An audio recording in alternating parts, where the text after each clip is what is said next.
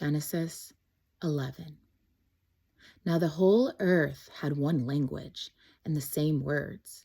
And as they migrated from the east, they came upon a plain in the land of Shinar and settled there. And they said to one another, "Come, let us make bricks and burn them thoroughly." And they had bricks for stone, and bitumen and mortar. Then they said, "Come, let us build ourselves a city and a tower with its top in the heavens, and let us make a name for ourselves. Otherwise, we shall be scattered abroad upon the face of the whole earth." The Lord came down to see the city and the tower which mortals had built. And the Lord said, "Look, they are one people. They have all one language, and this is only the beginning of what they will do. Nothing that they propose to do will now be impossible for them. Come, let us go down and confuse their language there, so they will not understand one another's speech." So the Lord scattered them abroad, and from there over the face of all the earth they left off building the city. Therefore it was called Babel, because the Lord confused the language of all the earth, and from there the Lord scattered them abroad over the face of all the earth. These are the descendants of Shem. When Shem was 100 years old, he became a father of Arpachshad 2 years after the flood. And Shem lived after the birth of Arpachshad 500 years and had other sons and daughters.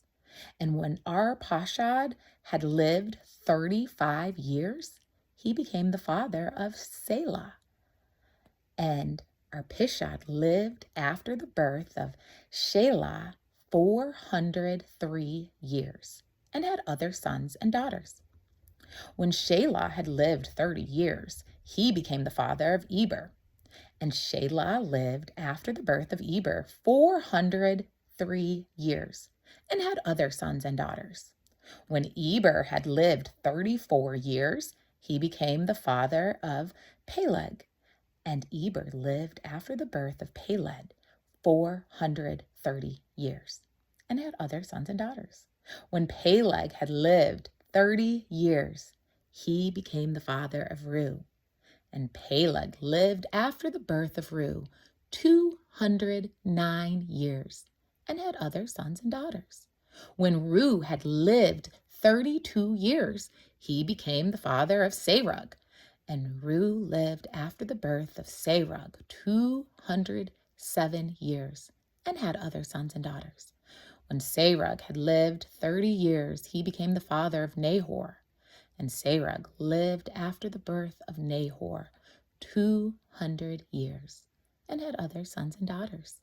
When Nahor had lived 29 years, he became the father of Terah. And Nahor lived after the birth of Terah 119 years and had other sons and daughters. When Terah had lived 70 years, he became the father of Abram, Nahor, and Haran. Now, these are the descendants of Terah. Terah was the father of Abraham, Nahor, and Haran. And Haran was the father of Lot. Haran died before his father Terah in the land of his birth, in Ur of the Chaldeans. Abram and Nahor took wives. The name of Abram's wife was Sarai.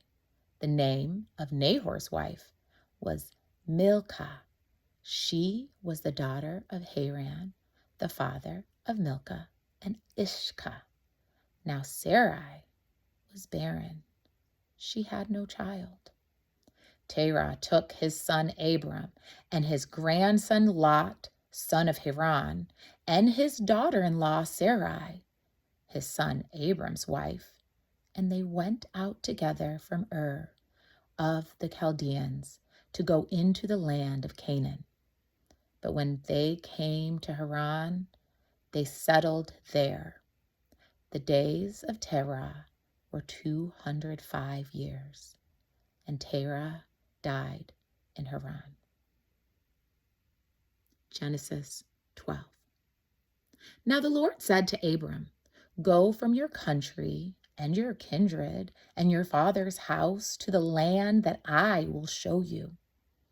I will make of you a great nation, and I will bless you and make your name great, so that you will be a blessing.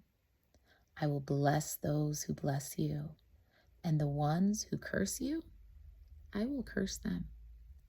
And in you all the families of the earth shall be blessed." So Abram went as the Lord had told him, and Lot went with him. Abram was 75 years old when he departed from Haran. Abram took his wife Sarai and his brother's son Lot and all the possessions that they had gathered and the person whom they had acquired in Haran. And they set forth to go into the land of Canaan. When they had come to the land of Canaan, Abram passed through the place at Shechem to the oak of Moreh. At that time, the Canaanites were in the land. Then the Lord appeared to Abram and said, "To your offspring, I will give this land." So he built an altar to the Lord who had appeared to him. From there, he moved on to the hill country in the east of Bethel and pitched his tent with Bethel on the west and Ai on the east. And there he built an altar to the Lord and invoked the name of the Lord. And Abram journeyed on by stages toward Negeb. Now there was a famine in the land. So Abram went down to Egypt to reside there as an alien, for the famine was severe in the land. When he was about to enter Egypt, he said to his wife Sarai, "I know well that you are a woman beautiful in appearance, and when the Egyptians see you, they will say, 'This is his wife.' Then they will kill me, but they'll let you live. Say you are my sister, so that it may go well with me because of you, and that my life may be spared on your account." When Abram entered Egypt, the Egyptians saw that the woman was very beautiful. When the officials of Pharaoh saw her, they praised her to Pharaoh, and the woman was taken into Pharaoh's house, and for her sake he dealt well with Abram.